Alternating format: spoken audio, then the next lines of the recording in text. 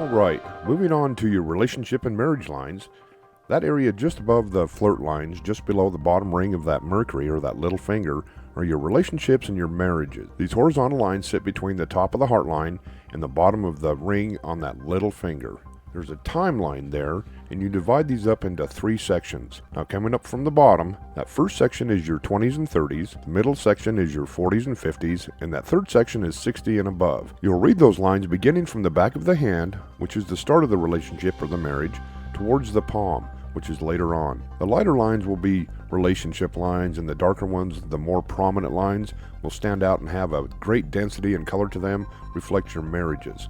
Now, as we take a look at those horizontal lines on the edge of that right hand, just below that pinky or that Mercury finger, and we can see that first marriage, looks like it goes along pretty good, but then it just kind of fades out. But then you have this second marriage line, and it's a good strong line. Has a nice depth of color to it. You don't see any big breaks or islands in the line, or a bunch of fussy negative lines on the bottom. In fact, all you have is just positive lines that come off the top. And then we don't see any other marriage lines beyond that. Now, in order to find a timeline on that second marriage, we look at the left hand off that little fate line there, and you should have a little Y that kind of sprouts off of that, and it's on a timeline, and it looks like you've got one right there, right around 62, 63 years old.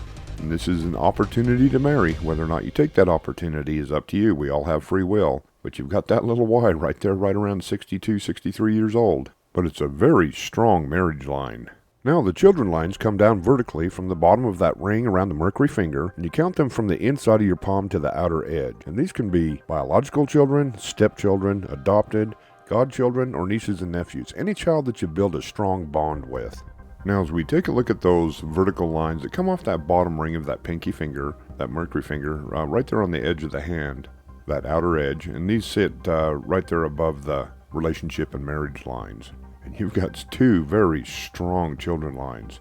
And then we don't see any past that. We do see there's a little gap and a bunch of little lines behind that. Those are grandchildren lines. We don't usually count those in your hands, but those are better counted in your children's hands. But you've got 2 very strong, very robust children lines.